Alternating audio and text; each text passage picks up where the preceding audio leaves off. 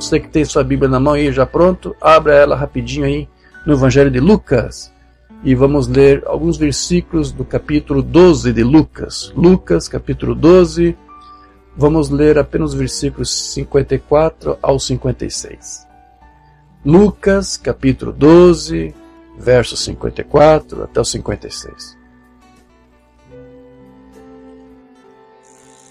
Todos podemos ler? Mais uma vez então, Lucas, capítulo 12, a partir do versículo 54, diz assim a palavra do Senhor. Disse também às multidões: quando vedes aparecer uma nuvem no poente, logo dizeis que vem chuva, e assim acontece. E quando vedes soprar o vento sul, dizeis que haverá calor, e assim acontece. Hipócritas, sabeis interpretar o aspecto da terra e do céu, e entretanto não sabeis discernir esta época? Que dura repreensão que o Senhor Jesus Cristo aqui está dando, principalmente aqui para os religiosos. Ele está falando com uma multidão de pessoas, mas ele sabia que havia ali muitos espiões, muitos religiosos, muitos santarrões, muitos representantes da fé de Moisés, da lei, mas não estavam vendo os sinais da lei dos profetas se cumprindo ali naqueles dias.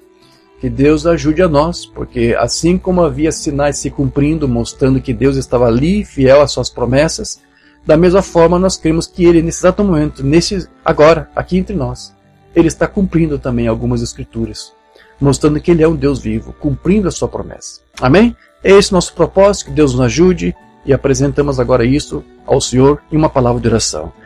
Amado Deus e querido Pai Celestial, neste domingo de Páscoa estamos aqui agradecidos, relembrando mais uma vez como Tu sempre tem feito conosco, e sempre relembramos, como dissemos agora há pouco, todos os dias de nossas vidas, o que Tu fez através da cruz do Calvário, por meio do sacrifício redentor do Teu Cordeiro que Tu nos enviou naquele dia que Ele apresentou e cumpriu várias escrituras, porque Tu havia prometido.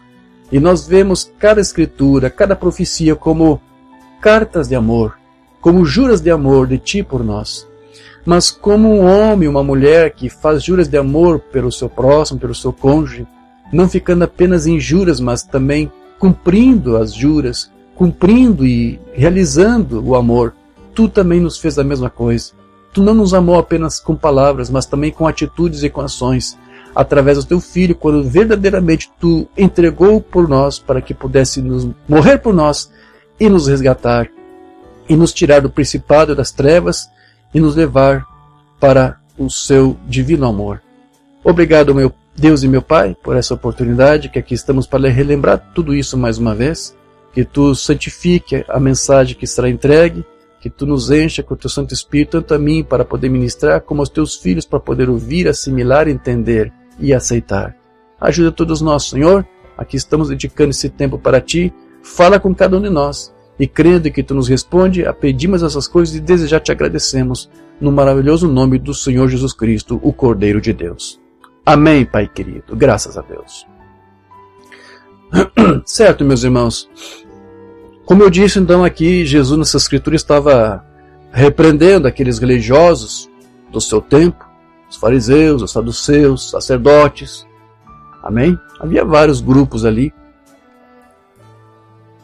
que alguns inclusive eram representantes, eram homens que estavam sentados na cadeira de Moisés, ou seja, estavam ali representando a lei e os profetas, mas apesar disso tudo, apesar da sua posição, eles não conseguiram perceber que algumas profecias relacionadas à vinda de Cristo estavam ali sendo cumpridas diante de seus próprios olhos. Eles estavam cegos. Suas tradições, sua religião, seus costumes, alguma coisa que eles acrescentaram à palavra fez com que ela mesmo ficasse como que coberta por um véu dogmático de ignorância, de religiosidade, um espírito sedutor, como dizia o irmão Brana, que cegava as pessoas para não enxergar a palavra sendo cumprida ali. Então, Jesus estava ali sendo a própria palavra de Deus encarnada, feito carne agora, a palavra de Deus cumprida, sendo manifestada diante dos olhos de todos ali naqueles dias. Mas, como eu disse, a classe religiosa daquele tempo estava cega para reconhecer isso, eles não conseguiram ver. Então Jesus disse, olha, vocês conseguem discernir os sinais, você consegue decifrar uma nuvem aparecendo, isso e aquilo, você sabe, vai acontecer isso, vai acontecer tal coisa. E as escrituras, e os sinais da Bíblia que falavam desse dia, desse evento que agora está sendo cumprido, e vocês não estão discernindo, vocês não estão vendo isto. Isso não foi apenas para os dias de Jesus, nós sabemos que ainda hoje, nos dias de hoje, vemos a mesma coisa acontecer. Porque havia promessas para os dias de hoje, para esta última era da igreja, a era de Laodiceia. Havia coisas que deveriam estar acontecendo, e que agora, nós vamos aqui passar rapidamente, sim, recapitulando, já é história, já se cumpriu, já é uma realidade. E Deus tem abrido os olhos dos seus filhos para ver, como alguns filhos naqueles dias, filhos eleitos, tiveram seus olhos abertos para ver as escrituras ali sendo cumpridas.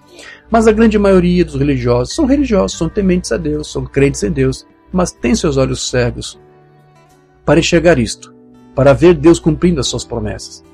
Então, mesmo assim, eles estavam ali, pedindo a Cristo algum sinal, seja um milagre, qualquer coisa, um sinal, que pudesse dar a eles alguma suposta credibilidade de que eles pudessem crer que ali Cristo estava cumprindo uma escritura.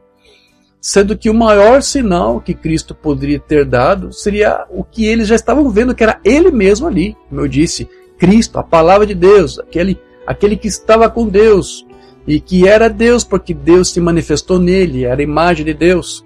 Mas, como disse João, ele estava no princípio com Deus. A palavra, o Logos, aquele pensamento, antes era um pensamento, então Deus verbalizou, falou, expressou, gerou, deu à luz ao seu Filho, e aquele Filho que estava ali agora com Deus, Deus por meio dele criou todas as coisas, Paulo disse isso, Deus criou todas as coisas por meio de seu Filho Jesus Cristo. Ele estava ali tendo companheirismo, conduzindo e liderando os anjos à adoração a Deus, fazendo de Deus agora um objeto de adoração. Aquele mesmo ser que estava ali com seu pai, que, como disse o irmão Branham, a forma dele ilustrar, era como um halo de luz, como um menino brincando em frente à porta da casa do pai. E ele, sabendo disso ou não, ele estava ali mais ou menos citando uma escritura. Há uma escritura que falava sobre isso, há uma passagem lá de Provérbios, agora não lembro qual, que diz que o filho antes, porque ali fala da pré-existência do filho, estava ali diante do pai, gozando e desfrutando do seu companheirismo, da sua comunhão com Deus. Não é um companheirismo mental, o filho não estava mais ali na mente de Deus. Deus o expressou, era um ser real, um ser que Deus gerou. Não era um ofício, era um ser real. Amém? Porque os ofícios de Deus são eternos. Eu já estudei, já ministrei isso há muitos anos. Os ofícios de Deus são eternos, não tem princípio, não tem fim. Uma banda chamava Deus de o Pai Eterno. E Pai não é um título, é um ofício. Amém? É um atributo. Mas é um atributo eterno, porque uma banda chamou de Pai Eterno. Ele também chamou o Espírito Santo, que é um outro ofício, um outro atributo, ele também é eterno. A mensagem romana fala, o Espírito Santo eterno, o eterno Espírito Santo de Deus. É um outro ofício, é um outro atributo. E o atributo e o ofício de filho, porque Deus uma vez se manifestou aqui, é um ofício eterno também. Porque se você disser que não é, então Deus só tem dois ofícios eternos, e o ofício de filho não é eterno. Tem que ser tão eterno quanto Deus é eterno. O que não é eterno é o filho. Lembra como o Umbanda disse que ele era contra a filiação eterna? Ele disse que os filhos têm princípios. Então, quando ele fala do filho que teve um princípio com Deus lá, não está falando de um ofício. Os ofícios não têm princípio, não têm fim. São eternos. Mas aquele filho não era um ofício. Era um ser que teve um princípio, que Deus o gerou. E agora este filho foi enviado ali. Estava ali, feito carne diante de todos. Mas como eu disse, eles não estavam reconhecendo. Não estavam admitindo que Deus tinha um filho. Muitos ignoravam isso. Falavam de Messias, mas achavam que ele era apenas um profeta que Deus ia usar para desbaratar o Império Romano e todos os outros impérios. Eles tinham várias teologias próprias sobre como que Cristo deveria vir, e como o Umbanda nos ensinou, eles não aceitaram Cristo porque ele não veio da forma como eles já haviam previsto. Eles determinaram, olha, Cristo, o Messias, o ungido de Deus tem que vir de tal maneira. E ele não veio da maneira que eles esperavam. Por isso que eles não estavam dando a mínima para Jesus. Amém? Então é isso. Eles estavam vendo o maior sinal, pediam um sinal para Jesus. Nos mostra um sinal de que tu és o Filho de Deus, de que tu és o Cristo, que tu és ungido. O maior sinal é simplesmente o fato de ele estar ali. Jesus nem precisava ter feito sinais, mas ele fez sinais para mostrar que Deus estava com ele. Um verdadeiro sinal que se deixa passar por alto. Até mesmo os fariseus dos dias de Jesus disseram: mostra-nos um sinal do céu. Porém Jesus replicou a eles que receberam um sinal: vós já recebestes um sinal, eu estou aqui, eu sou o sinal. Disse: sabeis diferenciar os céus, podeis olhar nesse sinal e dizer: esse está de um vermelho sombrio, amanhã haverá tempestade. Se eles houvessem olhado no sinal, eles haveriam olhado para ele e conhecido que ele era o sinal de Deus para eles, porque as suas profecias concernentes a ele estavam sendo cumpridas diante de seus olhos. Amém? As profecias messiânicas, mais de 400 profecias. Alguns dizem que são 485, alguma coisa assim. 485 profecias. Então, desde o nascimento de Jesus até a sua morte, muitas profecias que já haviam sido anunciadas séculos atrás por diferentes servos de Deus, diferentes profetas, tiveram agora ali o seu cumprimento na pessoa de Jesus Cristo. Muitas delas, inclusive, tiveram a ver com seus dias derradeiros. Muitas profecias fizeram menção da traição que Jesus sofreria por um dos seus discípulos. Falavam também do julgamento que os homens iriam impor sobre ele. Profecias falando sobre morte, a sua morte, seu sepultamento e também sua ressurreição.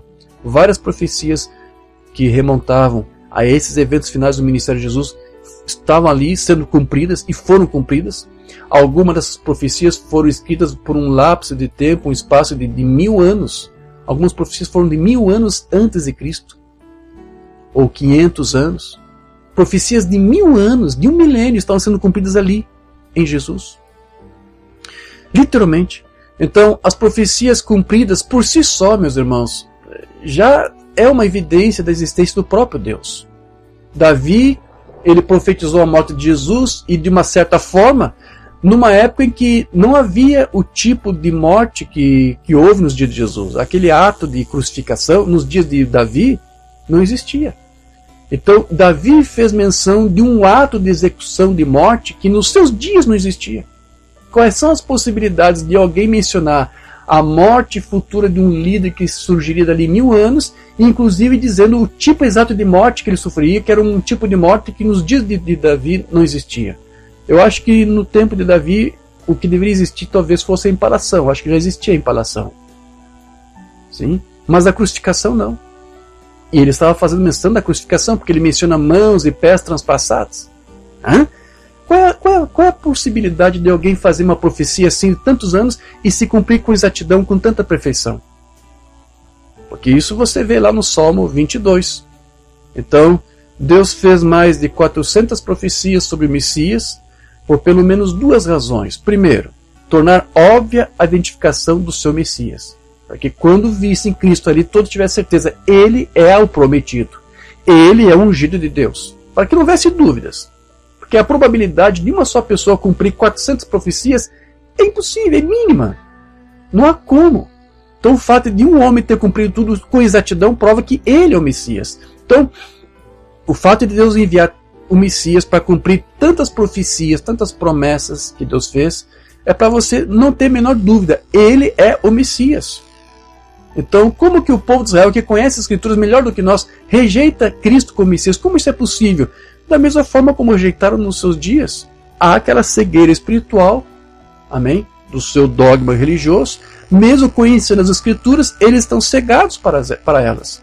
Eles conhecem as Escrituras melhor do que ninguém. Nos dias de Jesus, os homens lá, os que estavam sentados na cadeira de Moisés, conheciam a Escritura melhor do que ninguém. Mesmo assim, não estavam vendo a Escritura se cumprir. Por isso que não poderia ser diferente hoje. Mas nós sabemos que a própria Escritura nos dá explicação para isso. Israel foi cegado para que a salvação pudesse chegar até nós, os gentios. Mas haverá um momento, e assim nos é ensinado, que Deus, e isso já está perto de se encerrar, Deus virará as costas para as nações gentílicas e se voltará para Israel novamente.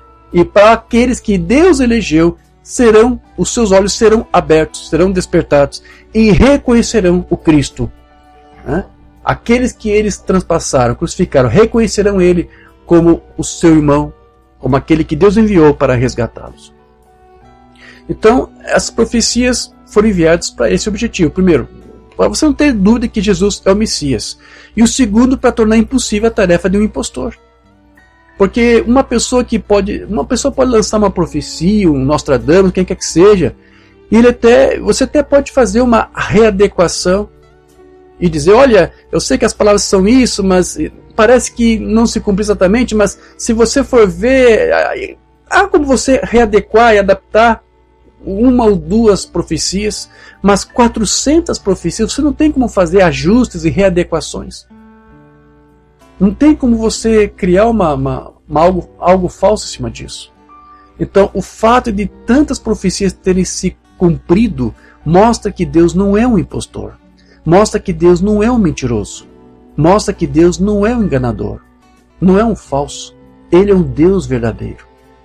As próprias escrituras cumpridas, a palavra, a promessa de Deus cumprida, tanto na pessoa de Cristo, como também em nossas vidas, porque nós fazemos parte das escrituras. Somos epístolas escritas de Deus, epístolas vivas escritas por Deus, cumpridas também. Estamos também como que parte daquele logos que Deus verbalizou, pensou primeiro, e verbalizou e falou, nós somos o resultado disso também. Todos nós também somos logos de Deus. Deus também está se cumprindo na pessoa de Cristo e da sua igreja, o seu corpo místico. Então todos nós fazemos parte do cumprimento. Então se essas profecias se cumpriram, mostra que Deus não era o impostor. Como eu disse, é possível você adequar, adaptar uma profecia ou outra, certo? Para fazer alguém dizer antecipadamente que ele acertou alguma coisa ou outra. Mas se pudesse ser provado que tais profecias foram feitas sobre o Messias, com uma antecipação de centenas de anos, e mais de 1000 anos, como eu disse, e que um só homem cumpriu todas elas, esse homem deveria ser então logicamente o Messias. Nós não temos dúvidas quanto a isso. O meu objetivo nessa manhã, ao preparar esse estudo, a princípio era de fazer uma lista aqui de várias profecias, porque é um tema que eu particularmente amo, eu gosto muito. Eu lembro que até então, quando eu só estudava filosofia, o que me fez me apegar à Bíblia foi um livrinho que eu comprei uma vez da editora Chamada da Meia-Noite, chamado Fatos sobre o Messias, onde ali mostrava as probabilidades, qual era a chance de as profecias serem cumpridas, e eu fiquei impressionado. Até então só estudava filosofia, né? Filósofos, ciência. Então, quando eu comecei a me debruçar sobre a Bíblia, comecei a procurar alguns livros específicos. E eu confesso que esse livro sobre as profecias messiânicas sendo cumpridas foi o que despertou para mim, para a palavra de Deus e o amor pela palavra de Deus. Então, o que faz nós amarmos a Deus é conhecermos a Ele através da sua palavra e ver o quão Ele é fiel ao cumprir a sua palavra. Amém? Então eu tinha uma intenção aqui de fazer um estudo só com profecias, mostrando elas e depois mostrando o seu cumprimento, mas temendo que isso pudesse ser um pouco cansativo, porque é uma coisa até ligeiramente fácil de você mesmo consultar e pesquisar. Há muitas bíblias boas aí, até com anotações, notas de rodapé, explicando, mostrando, olha, isso aqui é o cumprimento que está lá em Oséias, lá em Zacarias. Então, para não ficar um estudo um pouco tedioso, cansativo, eu quis limitar e fazer algo um pouco diferente. Mas eu quero talvez ainda fazer esse estudo assim, um outro vídeo, não uma ministração de culto, só um estudo, talvez eu faça um estudo, um vídeo só com algumas profecias e os seus cumprimentos, que eu acho muito bom, amém? Mas eu quis separar algumas aqui, algumas eu reservei para nós rapidamente analisarmos e vermos como Deus foi fiel, mostrando o quão Ele tem sido amoroso conosco, cumprindo com as suas juras de amor para conosco, amém? Uma das juras de amor, uma das palavras que Deus falou, profecias pelo profeta Zacarias, coisas que iriam acontecer, como eu disse, envolvendo ali os dias finais de Jesus Cristo. As escrituras já antevinham que Cristo um dia seria traído. Alguém iria traí-lo, alguém iria vendê-lo, e até inclusive dizia por quanto que seria, lembra? Por 30 moedas de prata. Zacarias foi quem profetizou isso. Zacarias 11:12. Eu lhes disse, se vos parece bem, dai-me o meu salário, e se não, deixai-o. Pesaram, pois, por meu salário 30 moedas de prata. Isso se cumpriu 500 anos depois, literalmente, através de quem? Do discípulo do apóstolo Jesus, Judas. Mateus 26, verso 14. Então, um dos 12, chamado Judas Iscariotes, indo ter com os principais sacerdotes, propôs, que me quereis dar? E eu vou-lo entregarei. E pagaram-lhe 30 moedas de prata. e desse momento em diante buscava ele uma boa ocasião para o entregar. E as Escrituras não apenas falavam por qual seria o salário do traidor, mas dizia que não seria um traidor qualquer, uma pessoa qualquer. Bom, para ser traidor tem que ser uma pessoa próxima. Por isso que em uma outra profecia messiânica, bíblica, falava que essa pessoa que iria trair um dia o Messias seria uma pessoa muito chegada, muito próxima a ele. E ela chamava de amigo, seria um amigo do Messias. Você vai encontrar isso no Salmo 55, só anotei direito aqui. Salmo 55, verso 13. Mas és tu, homem meu igual, meu companheiro, meu íntimo amigo. Juntos andávamos, juntos nos entretínhamos e íamos com a multidão à casa de Deus. A morte os assalte e vivos desça a cova, porque há maldade nas suas moradas e no seu íntimo. E veja, Jesus, sabendo que havia uma promessa, uma profecia, dizendo que ele seria enganado por um amigo, seria traído por um amigo, melhor. Que Jesus não tinha como ser enganado assim. Sabendo que essa pessoa era Judas, o seu apóstolo, Jesus, no momento da traição, quando Judas se encontra com ele, lembra lá no jardim, do que Jesus chamou ele? De amigo. Você lembra disso? Jesus, de propósito, chamou Judas de amigo para fazer referência a essa profecia aqui, para mostrar que ela estava ali se cumprindo literalmente. Mateus 26, verso 49. E logo aproximando-se de Jesus, lhe disse: Salve, mestre! Judas chegando, sim? Salve, mestre! E o beijou. Jesus, porém, lhe disse: Amigo, para que vieste? Nisto, aproximando-se eles, deitaram as mãos de Jesus e o prenderam. Por que foi isso? Por que Jesus chamou esse apóstolo aqui de amigo? Foi para fazer alusão ao Salmo 55. Para mostrar a todos, veja, isto aqui é mais uma escritura se cumprindo. Certo? E com relação à morte e à ressurreição de Jesus, você também vai encontrar várias declarações, várias juras de amor de Deus para conosco, falando sobre um dia em que Ele enviaria o seu Filho, e que Ele entregaria esse Filho para morrer por nós, mas que Ele o ressuscitaria no terceiro dia. Amém? Muitas escrituras, muitas profecias ali, no Antigo Testamento, na Torá. Só algumas aqui rapidamente. Davi ele profetizou a morte do Messias. Salmo 22, verso 16. Cães me cercam. Cães era uma figura para se referir aos gentios. E os soldados romanos que estavam em volta dele eram gentios. Uma súcia de malfeitores me rodeia. Transpassaram-me as mãos e os pés. Como eu disse, no tempo de Davi não tinha esse tipo de execução, em que mãos e pés eram transpassados por cravos. Mas o que aconteceu é que Deus, usando o seu servo, profetizou algo para 1000 anos adiante. Você sabe, Jesus Cristo ele foi crucificado segundo aquele costume dos romanos, onde as mãos e os pés eram perfurados por longos cravos, para poder fixar e pregar o corpo na cruz. E isso se cumpriu literalmente depois. Lucas 23, verso 33. Quando chegaram ao lugar chamado Calvário, ali o crucificaram, bem como os malfeitores, um à direita, outro à esquerda. Não vou ler aqui, mas é uma profecia de um salmo, acho, que falava... Isaías, na verdade, foi quem dizia que Cristo seria preso entre malfeitores. E assim aconteceu. Ou transgressores. Então, lembra que Jesus foi crucificado junto com 2 ladrões. Cumprimento de escritura. Agora veja, este mesmo rei Davi, que profetizou a morte de Cristo, o Messias, também profetizou a sua ressurreição 1000 anos antes. Salmo 16, verso 10. Todos são unânimes em dizer que isso aqui é uma profecia messiânica cumprida em Cristo. Porque não deixarás a minha alma na morte... Isso, não deixará minha alma na morte, nem permitirás que o teu santo veja a corrupção.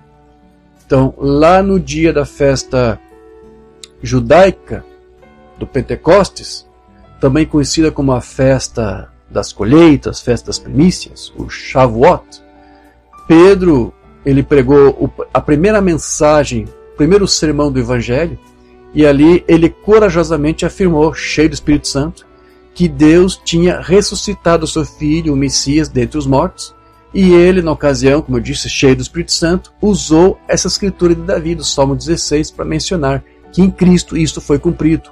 Atos 2, verso 24 em diante, ao qual, porém, Deus ressuscitou, rompendo os grilhões da morte. Sempre vou dizer isso, não foi Deus ressuscitando a si mesmo, porque não foi Deus que morreu, foi o seu Filho. E Deus ressuscitou o seu Filho, não foi nem o Filho ressuscitando a si mesmo. Deus o ressuscitou, rompendo os grilhões da morte, porquanto não era possível fosse ele retido por ela. Porque a respeito dele diz Davi, diante de mim envia sempre o Senhor, porque está à minha direita para que eu não seja abalado. Por isso se alegrou meu coração e a minha língua exultou. Além disso também a minha própria carne repousará em esperança, porque não deixará minha alma na morte, nem permitirás que o teu santo veja a corrupção. Lembram quando vocês crucificaram o Messias de Deus? Pois ali no terceiro dia, antes que a corrupção chegasse àquele corpo, Deus o ressuscitou, cumprindo as palavras que Deus escreveu através do seu servo Davi. Era um cumprimento. Então, alguns anos mais tarde, você vai ver que Paulo também, em sincronia com os apóstolos, veja, Paulo não teve aula com os apóstolos para saber como ministrar, como pregar, ele teve uma revelação direta de Deus. E Paulo também usou o Salmo 16, verso 10, para fazer referência à ressurreição de Jesus como cumprimento de uma promessa de Deus. Atos 13, 34 a 35. E que Deus o ressuscitou dentre os mortos para que jamais voltasse à corrupção. Desta maneira o disse, cumprirei a vosso favor as santas e fiéis promessas feitas a Davi. Por isso também diz em outro salmo, não permitirás que o teu santo o veja a corrupção. Amém. Isaías também profetizou tanto a morte como também a ressurreição do Messias. Sim, ele previu como que Jesus seria escarnecido, como ele seria cuspido, como que ele seria ferido. Rapidinho aqui, meus irmãos. Isaías 50, verso 6. Ofereci as costas ao que me feriam.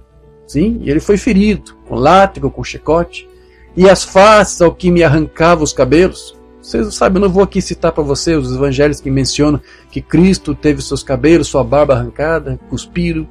Não escondi o rosto aos que me afrontavam e me cuspiam. Tudo isso se cumpriu. Agora, Isaías também profetizou que ele seria transpassado, ou seja, crucificado. Isaías 53, 4 em diante. Certamente ele tomou sobre si as nossas enfermidades, as nossas dores levou sobre si, e nós o reputávamos por aflito, ferido de Deus. Deus o feriu, porque foi Deus que o levou para aquela cruz. Deus feriu o seu filho, e oprimido, mas ele foi transpassado. Isso aqui é cruz. Sim, tantos anos, 700 anos antes de Cristo. Quantos anos isso fez? Mas ele foi transpassado pelas nossas transgressões e moído pelas nossas iniquidades. O castigo que nos traz a paz estava sobre ele, e pelas suas pisaduras nós fomos sarados. Todos nós andávamos desgarrados como ovelhas, cada um se desviava pelo caminho, mas o Senhor fez cair sobre ele a iniquidade de nós todos. Ele pagou o preço por nossa iniquidade, por nossos erros, por nossos fracassos, por nossa desobediência, por nossa rebeldia. Ele pagou o preço por tudo. Ele foi oprimido e humilhado, mas não abriu a boca. Como o cordeiro foi levado ao matadouro. Lembra quando esteve diante lá do sinédrio, dos religiosos do seu tempo? Como uma ovelha, como o cordeiro levado ao matadouro, como uma ovelha muda perante os seus tosqueadores, ele não abriu a boca. Mas como eu disse, assim como Isaías previu, tudo isso se cumpriu. A execução, o julgamento, a morte. Isaías também profetizou a ressurreição de Jesus. Quando Deus o ressuscitou dentre os mortos, cumpriu-se a promessa de que um dia a morte seria tragada e vencida. Isaías 25, versos de 8 a 9. Tragará a morte para sempre. Muitos estudiosos, muitos leitores da Bíblia dizem, isto aqui é profecia messiânica. Isto aqui é referência à ressurreição do Cristo, do Messias, do ungido de Deus. Então, quando Isaías disse, tragará a morte para sempre, fala da ressurreição do Senhor Jesus. E assim enxugará o Senhor Deus as lágrimas de todos os rostos, e tirará de toda a terra o opróbrio do seu povo, porque o Senhor falou. Naquele dia se dirá, eis que este é o nosso Deus, em quem esperávamos, e Ele nos salvará. Este é o Senhor, a quem aguardávamos. Na sua salvação exultaremos e nos alegraremos. E por Cristo ser o primogênito dentre os mortos, que foi o primeiro que ressuscitou, então isso não seria, na verdade, uma vitória apenas para Cristo, mas para toda a igreja. Toda igreja um dia vencerá a morte. A morte também será tragada para sempre, para todos aqueles que fazem parte do corpo de Cristo. Foi a mesma escritura que Paulo usou para se referir a isto, 1 Coríntios 15, 54. E quando este corpo corruptível se revestir de incorruptibilidade, e o que é mortal se revestir de imortalidade, então se cumprirá a palavra que está escrita: tragada foi a morte pela vitória. Mas entenda isto aqui, já foi cumprida em Cristo primeiro, porque é as primícias que dormem. Mas ela também tem que ser cumprida em nós. Se bem que, se foi cumprida em Cristo, é certo que será cumprido conosco também. Você tem alguma dúvida?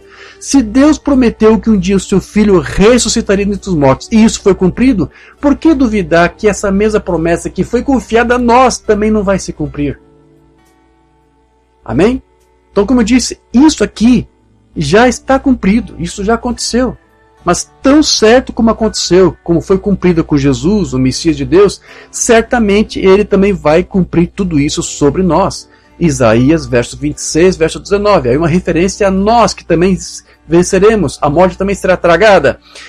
Vossos mortos e também o meu cadáver viverão e ressuscitarão. Despertai e exultai os que habitais no pó. Porque o teu orvalho, ó Deus, será como orvalho de vida, e a terra dará à luz os seus mortos. Então, esse é o meu raciocínio e minha lógica aqui que eu apresento para vocês. Se Isaías profetizou a ressurreição do Messias, a qual acabou se cumprindo literalmente, por que duvidar que a nossa ressurreição não se cumprirá? Por que duvidar da nossa ressurreição? Afinal, como eu disse, Páscoa é sinônimo de promessa cumprida. Então, isto aqui nos mostra que não devemos temer a morte, meus irmãos. Pouco importando de que maneira nós vamos deixar esse mundo, se for de uma forma natural ou acidental, não interessa. Se Cristo tardar em vir e nós partimos antes que isso aconteça, o importante de tudo é que nós sabemos que existe um Deus que prometeu nos ressuscitar dentre os mortos. Porque a própria morte já foi tragada pela vitória de Cristo lá na cruz e no sepulcro. Então, se Ele venceu a morte e havia uma promessa para isto, e foi cumprida, e se há uma promessa com relação à nossa morte, que iremos ressuscitar, a terra dará à luz os seus mortos, isso certamente, meus irmãos, se cumprirá. Não ouso duvidar disso. Então, não tememos nada. Não tememos a morte. Amém? Tememos apenas de saber se nós estamos crendo ou não nisto, porque isso é para aqueles que creem, para aqueles que tiveram seus olhos despertados, abertos. Isto é para nós. Isto é promessa e isto terá que ser cumprido também para nós. Também Jó 19, 25. Porque eu sei que o meu Redentor vive e por fim se levantará sobre a terra. Se levantou. Sim. Depois revestido este meu corpo da minha pele, em minha carne verei a Deus. Isso aconteceu. Aconteceu com Cristo ou não aconteceu? Sim. Vai acontecer com você também ou não? Claro que vai. E essa é a coisa mais certa. Pode ter uma coisa mais certa neste mundo. Deus não é um impostor. Ele cumpriu cada uma de suas juras de amor por seu Cristo. Vai cumprir cada uma de suas juras de amor por mim e por você. Pode o diabo cantar a vitória, mas a morte também será tragada, porque nós também a venceremos. Porque na verdade ela já foi vencida. Nós já vencemos. Como dizia o irmão Bana, quando Cristo morreu ali, eu morri ali com Ele. Quando Ele ressuscitou no terceiro dia, eu ressuscitei ali com Ele. Então isto já está executado. Isso já é uma verdade. Isso já é história. Não é um evento futuro, já aconteceu, já é teu, já é uma garantia tua, nossa, pelo sangue do Cordeiro. Amém? Portanto, o que Deus prometeu fazer com o seu Cristo e que aconteceu, Ele fará o mesmo pelo seu corpo místico. Jeová Jiré, número 3, 64. É assim que Ele fará com você. Depois que você não for mais do que uma colherada de cinza no pó, Ele ainda falará e você estará lá. Ele chamará pelo teu nome e você responderá, a semente, a descendência de Abraão, que essa promessa que se cumpriu. Amém, meus irmãos? Deus vai cumprir isto. Deus cumpre a sua promessa. Essa é a nossa Páscoa. Cristo disse que estava aguardando uma outra Páscoa, lembra? Um outro jantar, uma outra ceia. Isso vai acontecer. Estamos aguardando. Cristo estava esperando por isso. Então, se Ele está esperando, Deus não deixará o seu Filho esperando por uma coisa que não vai acontecer. Vai acontecer. Vai haver uma ceia de Páscoa e nós estaremos lá. Deus mesmo vai cumprir tudo isso, porque Ele prometeu. Deus não é homem para mentir, nem filho do homem para se enganar, para se equivocar, para voltar atrás.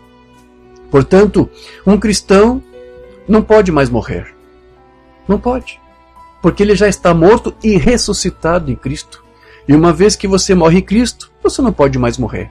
Amém? Algumas palavras aqui do irmão Branham para nos alegrarmos e não esquecemos de que Deus é fiel para cumprir tudo isto. Fale a rocha, de 51. Afinal, o que é a vida? Nós simplesmente não sabemos quanto tempo iremos durar aqui. Simplesmente poderia ir embora esta tarde mesmo. Esta pode ser nossa última vez aqui juntos. Você sabia disso? Sim, não sabemos. Deus sabe. Deus já tem tudo escrito e determinado. Assim diz a Bíblia. Mas, e se for ou se não for? Que diferença faz isto? Não podemos perder. Não podemos perder. Não há maneira do cristianismo perder. Não é mesmo? Você simplesmente não pode perder. Não importa o que você faça. Não há nenhuma perda no cristianismo. Se eu viver, eu ganho. Se eu morrer, eu ganho do mesmo jeito. Não há como você perder. Bem, eu disse morrer, mas eu não posso morrer. Enquanto tiver alguma vida eterna em mim, eu não posso morrer. Você sabia disso? Você não pode morrer. Não existe tal coisa como morte para um cristão. Não há nenhuma escritura na Bíblia que diz que um cristão morre. Um cristão, um filho de Deus, não morre. Muito pelo contrário, estamos todos vivos, porque a morte já foi tragada na vitória. Não é uma coisa ainda por acontecer. Nós já tomamos posse disso, porque o nosso Cordeiro já venceu, e nós vencemos com ele ali na cruz. Jesus disse: aquele que crê em mim tem a vida eterna. Isso está certo? Como pode ter um fim e se for eterno? Aquele que ouve as minhas palavras e crê naquele que me enviou tem a vida eterna, e não entrará em condenação, mas passará da morte para a vida. Amém? Você não vai passar por uma grande tribulação aí que o sistema religioso vai passar. Não, nós já estamos aqui passando, nós já estamos passando por uma tribulação aqui. Nosso purgamento já está correndo agora, para nós termos que passar por aquele que há de vir. Amém? Então, nós não vamos passar por um tipo de juízo. Nós já fomos julgados, já fomos inocentados. Já foi dada a sanção de juízo. Nós somos inocentes. Não porque nós fizemos ou deixamos de fazer, mas pelo que Cristo fez e pagou no nosso lugar. Isso é verdade, portanto, nós não podemos morrer e não podemos deixar de existir. Nós sempre seremos, eternamente. Então, vivendo ou morrendo, estamos no lucro, meus irmãos. Temos um Deus fiel que prometeu nos dar a vitória naquele dia. E haveremos de ressuscitar. Amém?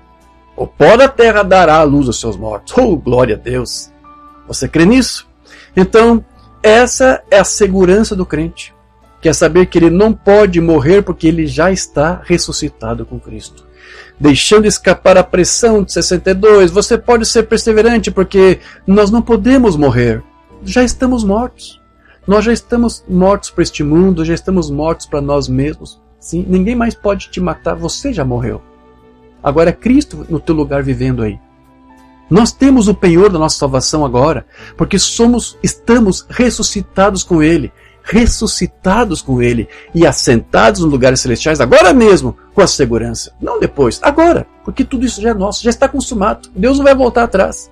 Deus não vai cumprir 400 profecias e vai deixar as outras 80 e pouco de fora. Não, Ele cumpriu, vai terminar de cumprir as outras que faltam. Com relação à segunda vinda, assim, tudo está cumprido, já está consumado, já é nosso.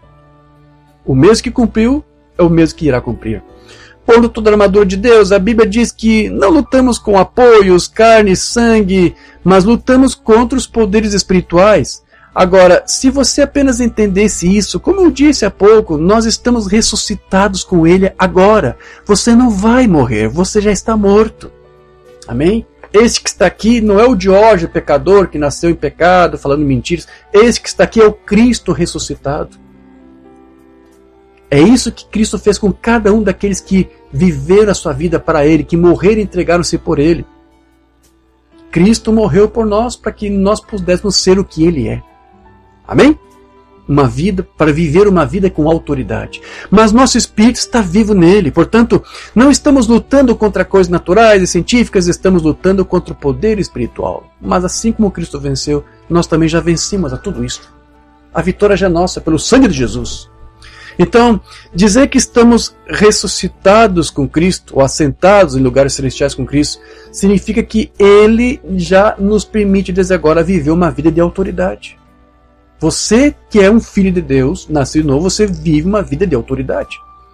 Então, nós não nos tornamos dependentes de ninguém mais, a não ser de Cristo agora. porque somente Ele é o nosso mediador com Deus.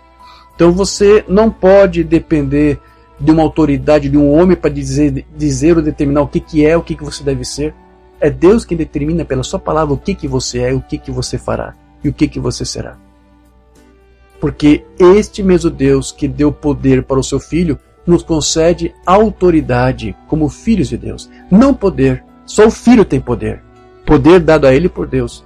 E a nós é dado autoridade para exercer essa nova cidadania celestial. Ou filiação com Deus. Do qual não é uma coisa que nós recebemos, sempre fomos filhos. Amém?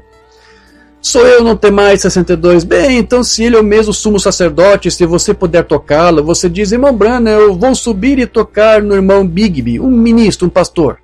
Bem, seria bom mostrar seu companheirismo, seu amor para o irmão Bigby. Ô irmão Branham, eu vou tocar em você. Bem, isso seria bom, mas não há virtude em nós. Nós somos homens. Qualquer um desses ministros aqui, nós somos homens, então não faria nada de bom vir até aqui e tocar em mim, tocar no fulano, ciclano, mas por que você não se lembra de que você está ressuscitado com Ele e que você está sentado com Ele no conselho de Deus, Cristo? Você está sentado com Cristo agora. Toda autoridade está com você. Então por que você, pela fé, simplesmente não toca em sua veste? Amém?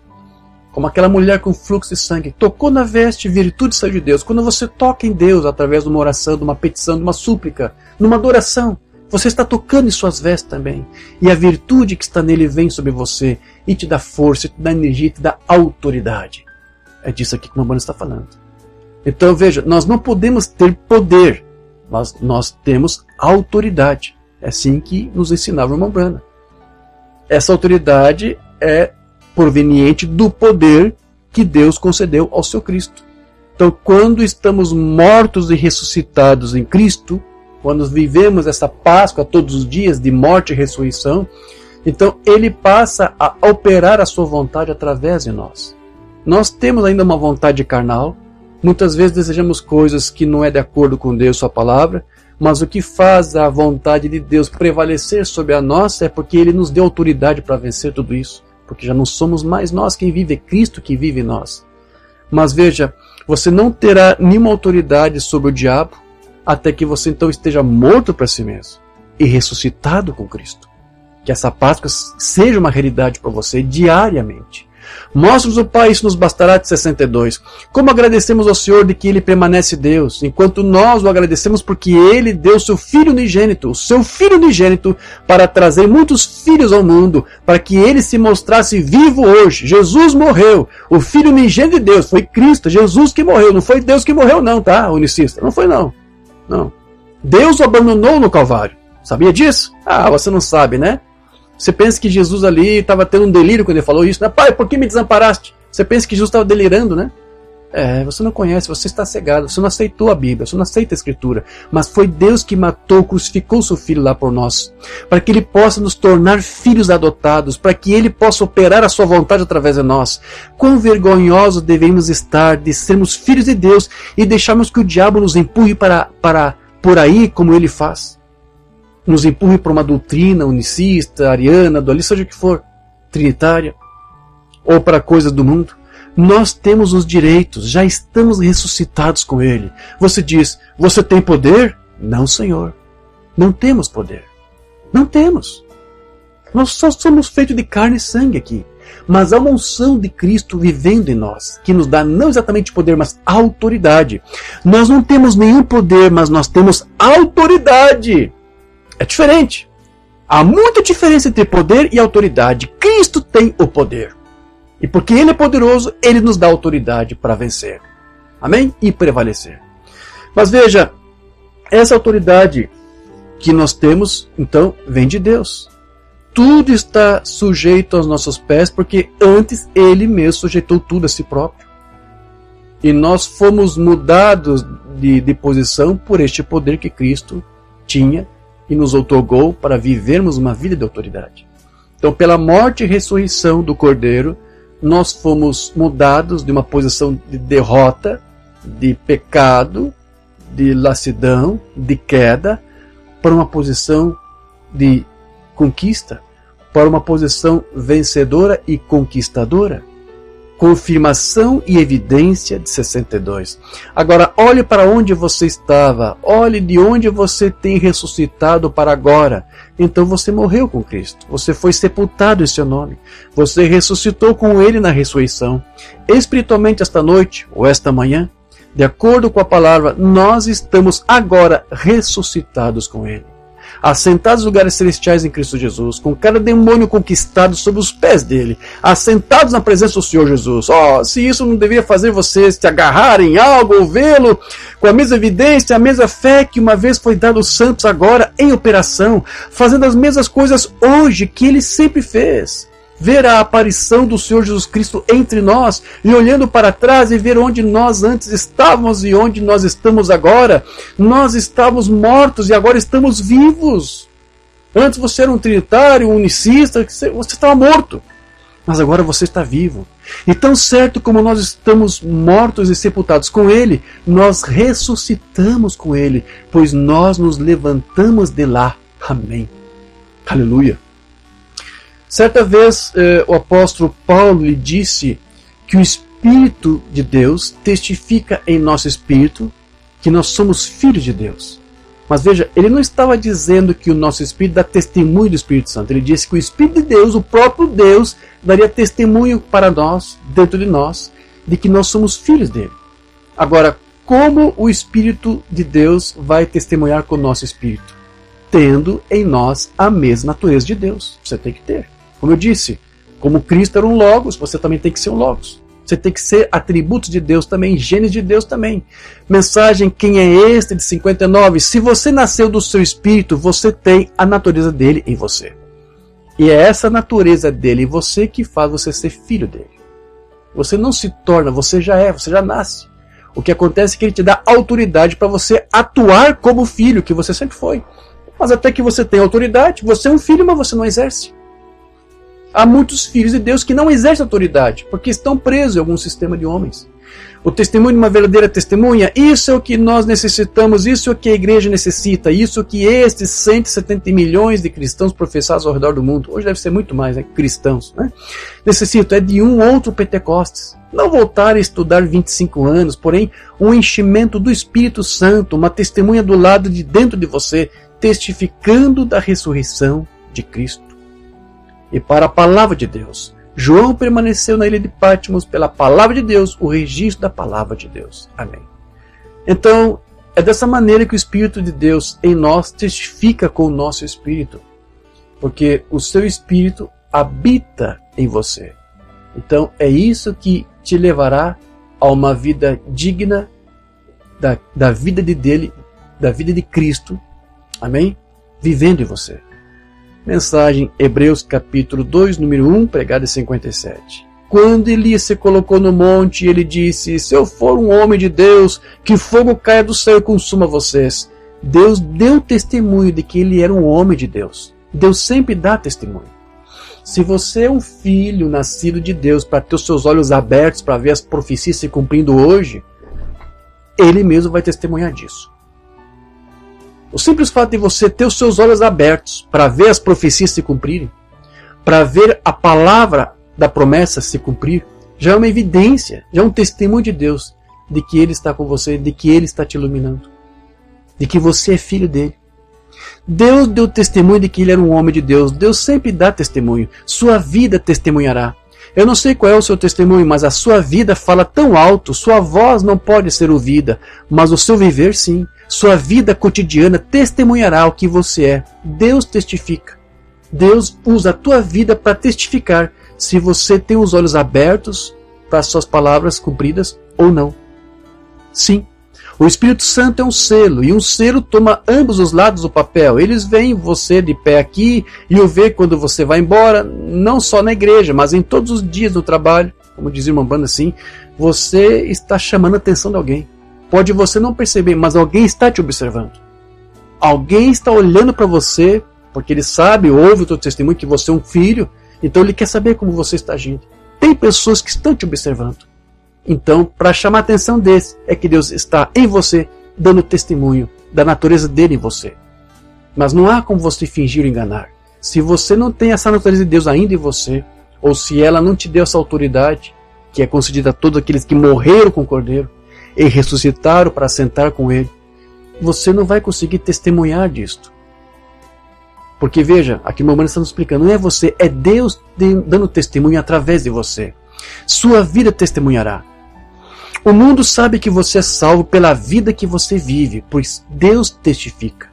Deus dá demonstrações e provas pela tua própria vida de que você é dele. De que lá na cruz, a tua morte também já foi tragada pela vitória. Amém? Então a vinda do Filho de Deus e a sua entrega por nós em sacrifício na cruz foi apenas mais uma demonstração de que o nosso Deus cumpre com as suas promessas.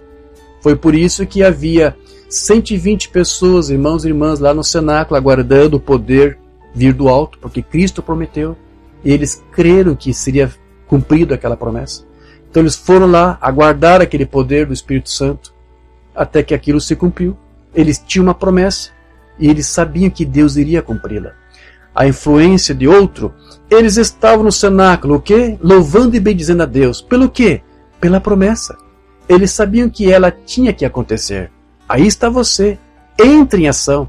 Vá louvando a Deus até que a promessa seja cumprida. Se Deus tem promessa para você, qualquer promessa, qualquer necessidade, se bata na porta e ore e peça até que a porta se abra. É uma promessa e vai se cumprir.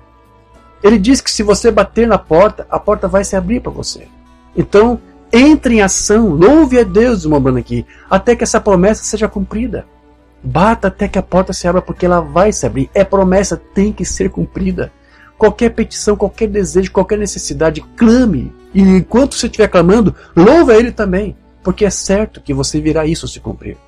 Abraão e sua descendência após ele, Abraão, vou visitá-lo de acordo com a minha promessa. Quem foi? Quem foi este? Não admira que Abraão tenha chamado de Elohim, vou cumprir a minha promessa. E ele cumpriu ou não? Já estudamos isso, assim, anos atrás. Lembra daquele estudo sobre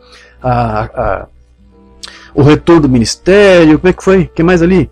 Sim, retorno do ministério, visando a tenda. Foi vários temas em uma única ministração. Foram 2 horas ministrando, não quis dividir em 2 partes. Aquele dia eu cansei vocês, não foi? Mas ali eu li algumas escrituras, expliquei para você. Quando Deus estava ali, Elohim com Abraão, comendo, sim, aquela refeição foi preparada, e ele até lançou uma profecia, você terá um filho, dentro de 1 ano eu voltarei aqui. E ele até disse, olha, eu sei que a tua esposa riu enquanto tu falava isso, mas a prova é que este filho vai vir, e quando o filho vier, eu estarei aqui também nesse dia. A escritura diz que no prazo de 1 ano, em 1 ano, ele estaria ali. Então, ele esteve ali para fazer a promessa da vinda de um filho. Quando o filho prometido, Isaac, veio para aquele casal envelhecido, mas que foi rejuvenescido, você sabe, tem todo um símbolo em cima disso, tipifica a ressurreição. Quando o menino Isaac nasceu, o Senhor Jeová, Elohim, estava ali com aquele casal. A diferença é que quando ele veio da primeira vez para lançar a profecia, ele estava ali público, todos viram. Ele comeu com aquele casal e todos os convívios estavam ali à mesa, seus servos de Abraão, assim, todos estavam ali, todos viram aquele homem conversando com Abraão.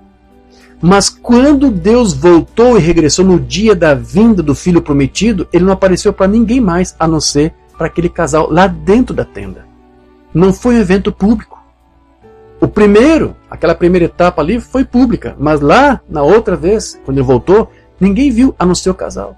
E o que ele disse ali, ninguém sabe, porque não foi nem sequer escrito. Mas com certeza, já falei para você, Deus conversou com o casal. Mas o que foi dito ali, não sabemos. Então, ele esteve aqui quando o filho veio. E quando Cristo veio, Deus também esteve ali, até se encarnou por 3 anos e meio. E agora a Escritura se cumprindo outra vez, porque Deus, a sua parousia está aqui. E tão logo quando Cristo venha, você sabe, já estudamos isso algumas semanas atrás, Deus estará outra vez encarnado. O Espírito de Deus, o mesmo Espírito que está agora em nosso meio, essa parousia está aqui, se encarnará outra vez no seu Filho. Quando o Filho prometido vier, Deus vai estar ali juntamente com ele outra vez, encarnado nele. Como Deus esteve junto ali com Davi, com Isaac quando ele nasceu. O Filho prometido, em tipos. Quando o Filho prometido vier, Deus vai estar junto, vai estar encarnado. Amém? Isso são tipos que também são profecias, porque tudo é profético. Todos os tipos, todas as sombras são proféticas, e tudo isso se cumpriu. Então quando Cristo nasceu, Deus também estava ali com ele. E mais tarde ele habitou no seu próprio corpo por 3 anos e meio. Então Deus havia prometido que no tempo do entardecer, que é o tempo de agora que estamos vendo, haveria luz. Em meio ao caos, em meio ao transtorno, em meio à confusão babilônica das igrejas, haveria luz nesse tempo do fim. E a luz se põe no entardecer, você sabe, o sol se põe no entardecer, no oeste. E agora, nesse tempo do fim, no entardecer dessa geração, Deus fez mais uma vez brilhar a luz sobre nós, através da mensagem deste dia, que é a mensagem do alarido do rei, para vir aqui preparar uma noiva para o arrebatamento. Isto vai acontecer? Não, isso já é história, já aconteceu. Nós temos nossos olhos abertos para reconhecer isto. Reconhecemos isto. Nós identificamos os sinais dessa época e vemos que isso já é cumprido, já aconteceu, já é uma verdade para nós. Qual é a atração sobre a montanha? E o Deus dos céus prometeu que no tempo da tarde teria luzes do entardecer. Há 3 anos atrás este mistério era uma profecia, 62. Senhor, é este o tempo quando ele pregou isto? Mas agora é história, já passou. A promessa está cumprida, a luz do entardecer já está aqui brilhando, o alarido já está aqui. Que tempo é esse, Senhor? E qual é esta atração? Deus cumprindo sua palavra. Ele é o mesmo ontem, hoje e eternamente. Então, neste tempo em que a parousia de Deus está aqui, Ele tem aparecido em nosso meio, para, por meio do ministério profético, uma mensagem vindicada, nos preparar para Cristo. Como ministramos nessas últimas semanas, como Deus separou um João Batista, como o ministério de Elias, para preparar um povo para o Senhor, Deus agora nesse tempo do fim, outra vez, preparou um ministério, um profeta, para preparar um povo para Ele. Nós temos olhos para ver essas escrituras sendo cumpridas. Então Deus mesmo também estará encarnado naquele Filho prometido quando Ele vier. E hoje nós vemos a promessa de Deus sendo já cumprida. O Cristo ressurreto entrando em sua noiva, produzindo os mesmos sinais e fazendo as mesmas obras que Ele fez, porque temos a mesma natureza do Espírito habitando em nós. Cristo, o mistério de Deus revelado, agora nós vemos a promessa sendo cumprida. Você está vendo ou não? Você está conseguindo ver a promessa sendo cumprida ou não? Cristo, a verdadeira liderança, entrando, vindo em sua noiva, fazendo as mesmas obras que Ele fez no princípio. Amém? Você tem que crer nisso, meus irmãos. Crer que a liderança, Cristo está vivendo em você, te conduzindo para o que você tem que fazer, para o que você tem que ouvir. Você não vai fazer qualquer coisa, você não vai para qualquer lugar, você não virá qualquer coisa, porque é Cristo, a liderança dele, o teu cabeça aí, te guiando. Sim? E se preparando e cumprindo sua palavra assim como Ele fez, a princípio, João 14:12, aquele que crê em mim também fará as obras que eu faço.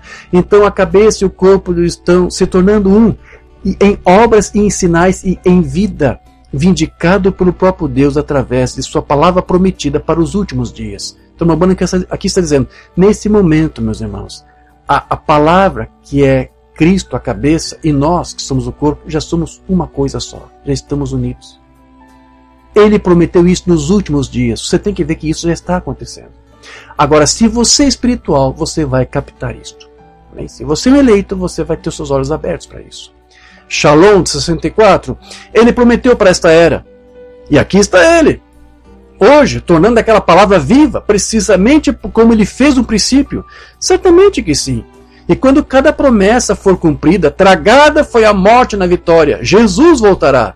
E o último for vindicado, então virá uma paz eterna sobre a terra. E um shalom eterno, paz, sobrevirá na terra. Quando Jesus veio, o príncipe da paz, por que não houve paz quando Ele veio? Por quê? Porque a palavra não foi toda cumprida em seu dia. Ele a está cumprindo hoje. Agora. A paz que tanto o mundo espera está prestes a chegar. Mas quando toda a palavra prometida que foi um pensamento de Deus, uma palavra é um pensamento expressado de Deus. Em seu pensar, Ele a pensou e a expressou através de seus profetas, e agora ela tem que ser cumprida. Ela tem que ser cumprida. Então Ele predisse para nós estas coisas para não cometermos erros e andarmos às cegas em trevas. Então, quando virmos isso se cumprindo. Então, isso está se cumprindo, as Escrituras estão se cumprindo, para que você agora não ande às cegas. Não se confunda, não se deixe ouvir por falsas vozes. Ouça a voz de Deus. Então, para nós já concluirmos aqui, meus irmãos, é uma breve palestra aqui, uma mensagem curta para a mensagem de Páscoa, para o dia de hoje que estamos vivendo.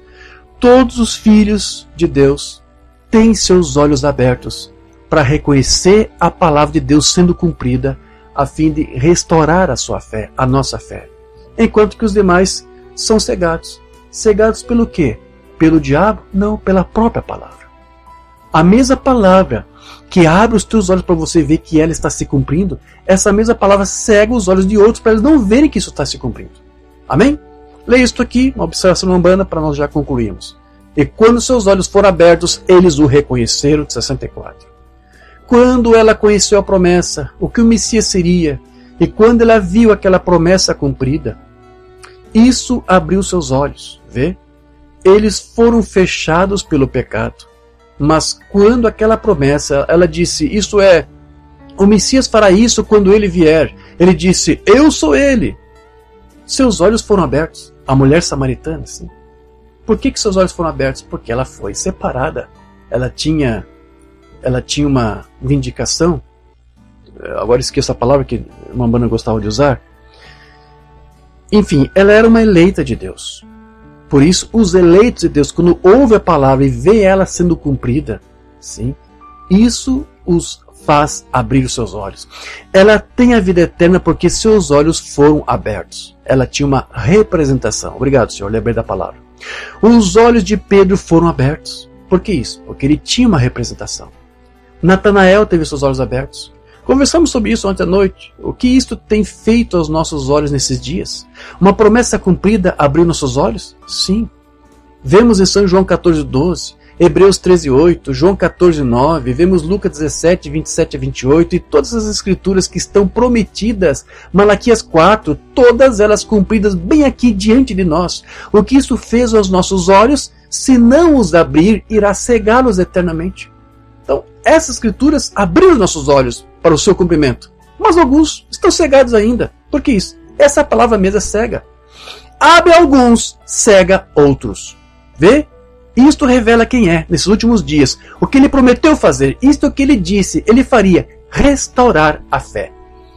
Graças a Deus por ele ter aberto nossos olhos e nos ter restaurado a fé apostólica para ver o mesmo Deus lá que fez aquelas promessas e que cumpriram.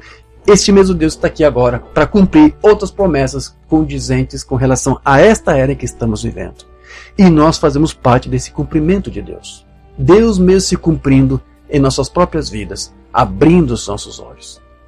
Amém, meus irmãos? Que Deus nos ajude e que Deus nos fortaleça para que Ele continue abrindo nossos olhos e acrescentando luz acima de luz, para que de glória em glória possamos vê-lo também na face da sua palavra sendo revelada, sua parúzia, estando face a face a Deus, diante dele, através da sua palavra se cumprindo. Amém? Tanto no que tange nossas vidas pessoais, íntimas, individuais, como no coletivo, no que tange a igreja, o corpo místico de Cristo. Deus tem promessas para esses dias e Deus está cumprindo isso. E agradecemos a Ele por abrir nossos olhos para ver isto. Amém? É isto. Páscoa é isso. Promessa cumprida.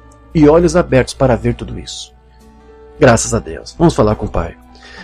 Meu Deus querido e amado Pai Celestial, agradecemos por esse breve tempo que tivemos para lembrar mais uma vez de quão misericordioso Tu foi conosco, ao não apenas nos dar uma promessa de vitória, mas cumprir essa promessa, nos dando a vitória, tragando a morte através da vitória do Calvário.